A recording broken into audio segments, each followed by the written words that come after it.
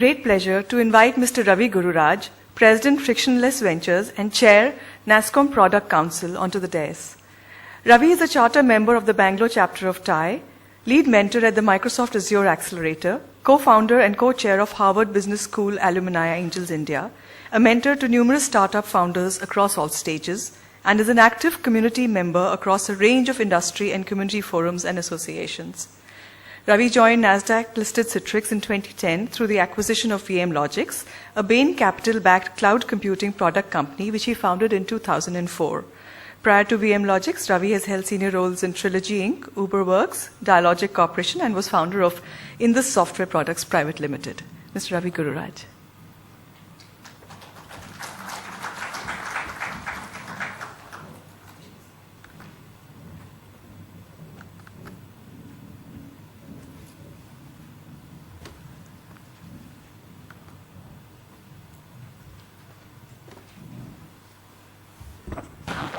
Good morning.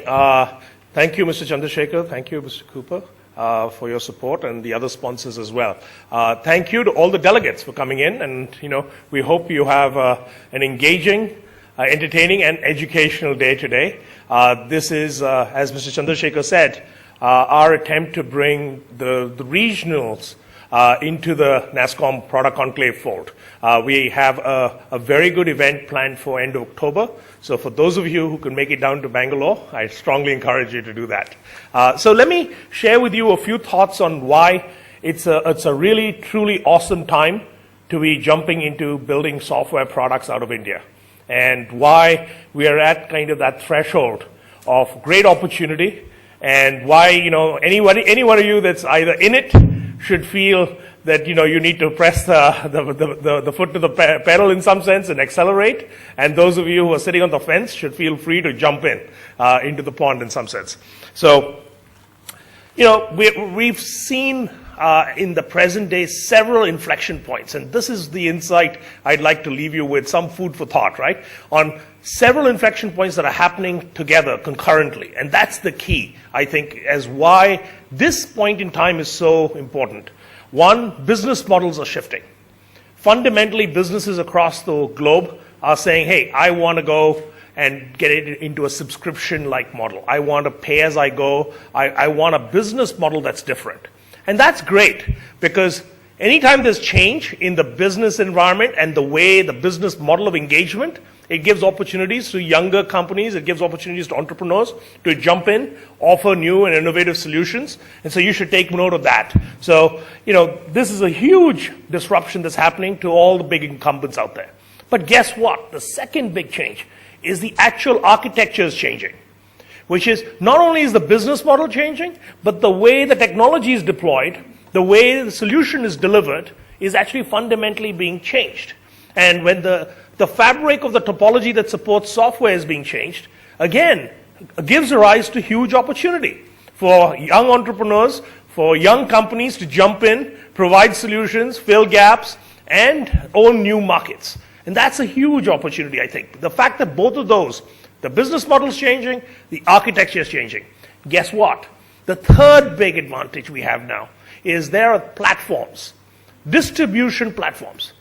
One thing is I need to be able to make money. I need a monetization. That's the business model. I need to be able to deliver technologically. And guess what? I need to be able to distribute and get discovered. And that's happening. In the last 3 or 4 years, these platforms have only been delivered to us as an ecosystem literally in the last 4 years.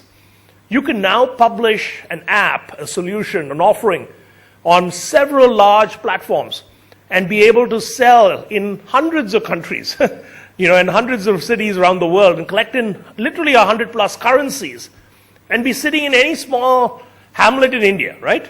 And that's not been possible 4 years ago. You would have needed a huge distribution channel. You would have needed all kinds of partnerships across the globe to be able to access that kind of market. And that's a huge opportunity for our entrepreneurs going forward. Guess what? The fourth inflection. And all of these are happening together. That's what makes this such a beautiful time to be around and be building a business and be building a product business in particular, is we're getting this consumerization. There's the whole plethora of devices. Going mobile first is going to be a mantra. In fact, if any of you are building a product today, you should be thinking mobile first. Otherwise, you're going to be yourself disrupted by the next entrepreneur that's coming along or the next product company that's going to come along and outdo you. Huge opportunity. The fact that we're going to always on, always available devices that are going to be extremely low cost and ubiquitously available is again a huge opportunity, especially in the India context. Especially in the India context. In fact, in India, we actually would project that more people would be touching the internet for the first time on their handheld device than anywhere else in the world. And in fact, that might be their first digital experience. To Mr. Chandrasekhar's point of, this digital inclusion that we need to now embark on that journey, it represents a huge opportunity for us going forward, okay? So 4 big inflection points. Let me tell you about the 5th. It's the whole IoT and the data tsunami that's hitting us. And guess what? All of this has happened. The data has existed for a long time. We've not had the compute, the storage, and all of the other techniques to actually handle this. Only in the last 5 years are we able to handle this much data. And in fact, the amount of data is going to exponentially increase. The number of sensors, the number of different feeds you're going to have, the analytics, the predictive analytics you're going to be able to build is absolutely astounding. And guess what? 99% of this has not yet been built. 99% of it. In fact, even the 1% would be a stretch to say it's been built. And so there's a huge opportunity there. And to marry all of that, to marry the hardware revolution we're seeing, marry the software revolution we're seeing in how software gets deployed, marrying the business business model opportunities we're seeing in the innovations there, along with all this predictive analytics, okay, is, I think, a fantastic time that all of this is happening together. Finally, I think there's this huge premium on design. And I think, as somebody in the product ecosystem, this is the one area where I feel we here in India need to leapfrog and we need to up-level our skills, because the out-of-box experience is going to be absolutely critical in this new world, which is you're going to be literally one click away from losing out to your competitor. You've got a very small amount of ramp time to be able to get a customer on board, keep them engaged, and get them embedded in your product and your experience, right? So this is going to be critical going forward, and I would encourage any entrepreneur that's thinking of building a new product or is rethinking their roadmap to think 2 things. Design, i.e. the experience. I'm not talking about just a cosmetic experience. I'm talking about the entire design, the entire experience you deliver, and also how you go mobile first. Because those are 2 things that are literally going to be absolutely mandatory going forward, okay? Lastly, let me leave you with this. And this is a survey that was done only the last 3 months. And it's great to have kind of the tailwind, right? The environment has changed. There's literally increased confidence in the investor landscape in India. This is a survey done by the North American VC Association. And they did a survey of 330 VCs across the globe. And guess which country ranks the highest in confidence in terms of the opportunity going forward? Now, granted, we should put a little bit of, there's a little bit of euphoria post the election maybe in the investors. But even if you discount for that, it's still awesome to see so much confidence going forward, which for you as entrepreneurs is great. Because why? You need people backing you. You need people willing to take a risk going forward. And these are actually surveys by the VCs in their own countries. And this is the delta from last year. So, it's reflective. I think there's a little bit of bullishness, and I know you'll have all read about the big fundings that have happened in the e-com space and others, but I think this will trickle down to you as well if you're a smaller, earlier stage entrepreneur. Finally, let me leave you with a couple of things for kind of your inspiration in terms of how you should think about building new products, okay? And these are products, the 2 products I'm going to pick out, not really products, 2 scenarios that are not really tech and software, but something that we can learn from, right, in some sense. So let me show you the first one. Highway bridge building in China. And so some engineer in China, an engineering team, was given the task of building a bridge over a railway crossing, a big railway crossing, 7 railroads, right? And they were asked to build this bridge, and they needed to build it without taking down the railway, the railway line. And guess what they built? Check out that bridge. There's a bullet train track that's below, and there's this huge bridge that they've built ahead of time, And guess what? They're going to swivel it into place. Like a little slide, right? And they're going to move this train, this whole bridge, while the train's running. Look at the train below. There's actually a train running there while they're moving this into place. So, and there's the bridge completely done, right? And there's not a single interruption. So some engineer somewhere was challenged with this task of, we've got these bullet trains that are flying between two of our biggest cities, and you cannot interrupt that, and we cannot even take it down for a few minutes. But you've still got to build this bridge. And they came up with this incredible solution. And when I look at that, I'm saying, man, building software is easy compared to that. Building an app is trivial. I mean, whoever took on this task, they had zero scope for error. I mean, if that design was a little off even, forget about interrupting for a few seconds. You would have major catastrophe, right? So, this inspires me to think, right? And, a couple other things you see, the trains keeps moving, even in the middle of that transition. And they did this transition in 30 minutes. That bridge went from 90 degrees in a 90-degree turn in 30 minutes, which is incredible. And the other thing I'd point out is, it's clearly audacious, okay? It's an audacious design. It's a precise design because they were able to do everything. It was scaled up in its thought, right? It's big, and they were confident. Guess what else? Look at the bridge on the far end. You see the light poles? They're done right up to the bridge where the bridge is ready. You see the ramp onto the bridge? They've got everything else ready. When they just flip this, they tar the road, and it's fully functional. Which means, they've been thought, first and foremost, the other people who are building this had 100% confidence the bridge would turn, it would happen on the right day, and they would go into production, right? In some sense. And that's great. Because that team is thinking where, each member of the team is delivering, they're just planning it with precision, they have 100% confidence, and that's what I'd like to see in some of our companies, right? To be able to think like that, and be able to act like that, and think as big, and think as precise, and think as scaled up, right? And that's needed, I think, to compete in today's world. Let me give you a second example. Something very different than the bridge. The bridge is a big monstrosity. I think many of us may not relate to it, but let's talk about something that's agile, fast, and beautiful. What's that?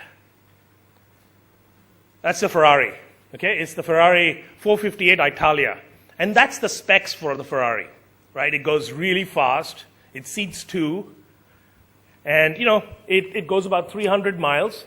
And it costs a little more than $250,000 in the US. In India, it would cost 3 times that. And let's take a look at another car. And this is something you're probably familiar with. It's the Tesla. It's the Tesla Model S. And those are the specs of the Model S. Pretty damn comparable, right? I mean, I guess none of you would know the difference between 4.4 seconds and 5.6, I'll guarantee you. Not if you're sitting in either of those cars. And I guarantee the Tesla will be incredibly silent when you do that, and you'll feel you're actually going twice as fast in the Tesla as you do in the Ferrari. Guess what the price is? That's the on-street price of the Tesla. Let's take a look at the inside so you just get a feel. I'm inspired by these designs, and I'd like our product entrepreneurs to be as inspired by this and go build software that's got similarly, can deliver on similar scale, right? Look at the inside of the Tesla. It's beautiful, right? And this is not a sports car, but it's got all the performance characteristics of a sports car. The dash is a complete touchscreen dash. There's no dial. In fact, the dials are simulated dials. In fact, they put that pedal there because people could not figure out how to drive the car without a pedal. So they actually put a pedal that they didn't need it. It's all fly-by-wire, right? It's all electronic controls. Check out the boot. It's a pretty big boot.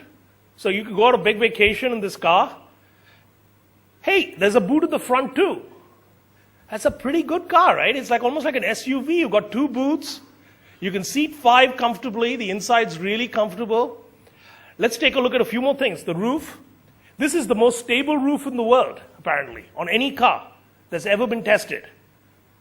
It's complete glass, but it's got all kinds of controls to control the opacity and all that. Touch controls, all the usual things, but check out the engine and the batteries, right? That's the car. That's why they're able to build like that. You know, the car has so much space inside, so many capabilities. It's because they've rethought the whole thing, right? I think that's so, you know, I think it's easy to bring up the Tesla. You know, clearly Elon Musk is a genius and, you know, he's executed brilliantly. And it's probably an overused example in one sense, but it's, for me at least, it's an inspiring example of how you should all be thinking very differently. It's very easy to fall into kind of the known pattern and clone things and think very alike. But I would encourage you, if you're going to build something really big, think different, think of a big problem you're going to go after, and go after it differently than maybe others, you know, and really believe in it and go after it, right, in a big way. So thank you very much. I want to keep this short. Thank you very much for coming in. We've got great speakers all day here today. Thank you to the council, the regional council, for putting this together, and to the sponsors for supporting us. And we look forward to a great day today. So thank you.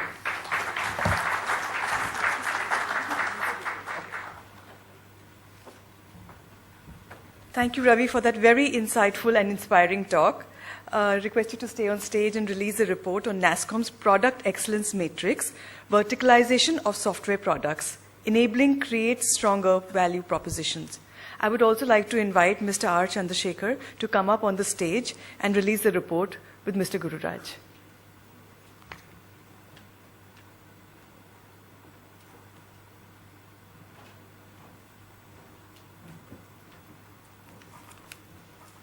That's the PM verticalization. Yeah.